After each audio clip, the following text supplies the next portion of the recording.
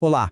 Hoje a gente vai mergulhar numa das ideias mais poderosas e, sinceramente, mais deixadas de lado quando o assunto é dinheiro, carreira e a vida, no geral. É um conceito que vai na contramão de quase tudo que a gente aprende sobre planejamento e previsão. Vamos falar sobre a importância de ter uma margem para imprevistos. E para já começar com tudo, essa citação aqui resume a ideia perfeitamente. Ela nos joga na cara uma verdade que pode ser meio desconfortável. O mundo é incerto. O futuro é imprevisível. E aí, qual é que se navega nisso? A resposta não está em tentar adivinhar melhor, mas sim em se preparar para quando as nossas adivinhações dão errado. Certo, nossa primeira parada pode parecer um pouco estranha, mas acredite, um dos melhores exemplos de comportamento financeiro inteligente vem de um lugar bem improvável, os cassinos de Las Vegas. Não dos jogadores comuns, claro, mas de um grupo bem específico de pessoas. Estamos falando dos contadores de cartas. A genialidade da estratégia deles não é saber qual carta vai sair em seguida. Isso é impossível. O segredo deles é entender as probabilidades. Eles sabem que estão num jogo de chances e não de certezas. A lógica é até que bem simples, na verdade. Eles acompanham as cartas que já saíram do baralho. Com isso, conseguem ter uma ideia melhor das chances das cartas que ainda estão por vir. Quando a probabilidade está a favor deles, eles apostam mais alto. Quando não está, apostam baixo. É pura estratégia, e tudo baseado na humildade de admitir que não dá para saber exatamente o que vai acontecer. E aqui está o pulo do gato. Como disse o contador profissional Kevin Lewis, mesmo com as probabilidades a favor, eles ainda perdem algumas mãos. A maré de azar vem, não tem jeito. Por isso, o mais importante é ter fichas suficientes para aguentar essas perdas e continuar no jogo. Essa reserva de fichas, essa é a margem para imprevistos deles. Agora, vamos pegar essa ideia do cassino e levar para o mundo dos investimentos. O lendário investidor Benjamin Graham, que foi o mentor do Warren Buffett, construiu toda a filosofia dele ao redor de um conceito muito, mas muito parecido com esse. Essa frase do Graham é de uma simplicidade que chega a ser genial. O que ele está dizendo é, em vez de queimar energia tentando adivinhar o futuro com precisão, o que é praticamente impossível, o foco deveria ser em construir uma proteção que permita prosperar nos mais variados cenários. Então, o que é, na prática, essa tal de margem de segurança? Pensa nela como o espaço que a gente cria entre as nossas expectativas e a realidade, que é bem mais ampla.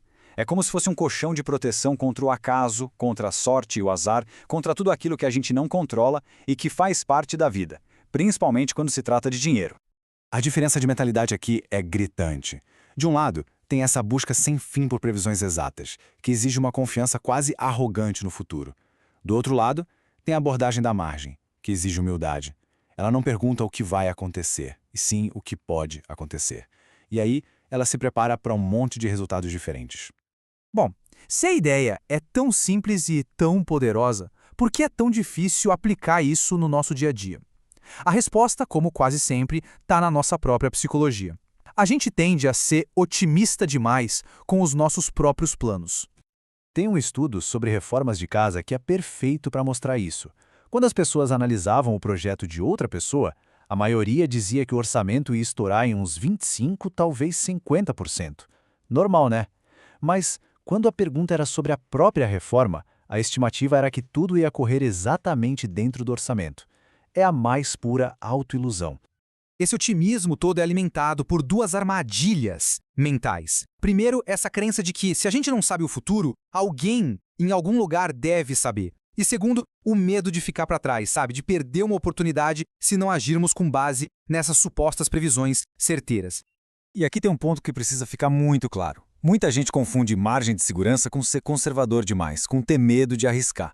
Mas é justamente o contrário. A margem é uma arma de ataque. É ela que garante a sobrevivência para continuar no jogo. E só quem continua no jogo tem a chance de aproveitar as grandes oportunidades quando elas finalmente aparecem.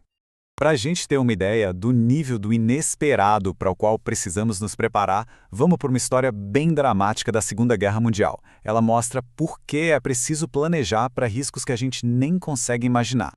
O cenário é a Batalha de Stalingrado, lá em 1942. Uma unidade de tanques alemã, com o equipamento mais moderno da época, é chamada para reforçar a linha de frente num momento crítico da batalha.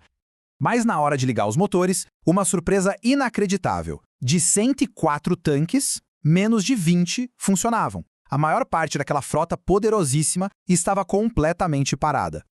Imagina o caos. O que poderia ter acontecido?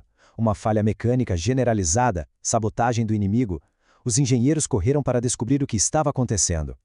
A causa era totalmente inimaginável.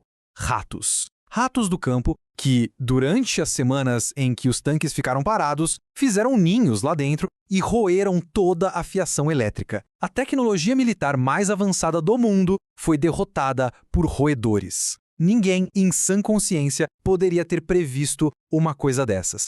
Essa história absurda dos ratos nos leva a uma estratégia bem prática para nos proteger, tanto dos riscos que a gente conhece, quanto dos que a gente nem imagina.